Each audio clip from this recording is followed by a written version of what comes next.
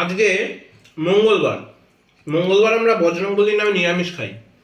তা আজকে বেশি কিছু রান্না মা করেনি, মা আজকে এই দুরকম রান্নাই করেছে। প্রথমে করেছে এরকম বেগুন দিয়ে সর্ষে দিয়ে একটা গায়ে লাগা লাগা করে একটা তরকারি, তরকারি বলছে এটা। সর্ষে দিয়ে বেগুনটা ভাজা ভাজা করে নিয়েছে প্রথমে, তারপর সর্ষে দিয়ে সেটা গায়ে লাগা লাগা করে একটা এরকম তরকারি করেছে, দেখতে খুব লোভনীয় হয়েছে। আর যে খাচ্ছি, খেতেও খুব সুন্দর হয়েছে। আর এইখানে মা করেছে মটর ডাল দিয়ে এরকম বড় বড় করে বড়া করে তরকারি, ওপরে আবার একটু সস দিয়ে দিয়েছে, ধনেপাতা দিয়ে দিয়েছে। একটা বড়া ওখানে ছিল, খেয়ে দেখেছি, বড়াটা কিন্তু খুব সুন্দর হয়েছে, দারুণ খেতে হয়েছে বড়াটা। তো পুরো রেডি হওয়ার পর খাইনি, পুরো রেডি হওয়ার পর খেলে বোঝা যাবে যে একদম মানে ঝোলেতে যখন যে বড়াটা যখন ঝোল ঢুকছে তারপর কেমন লাগছে সেটা বোঝা যাবে। আমি এমনি একটা বড়া খেলাম, বড়াটা খুব সুন্দর হয়েছে।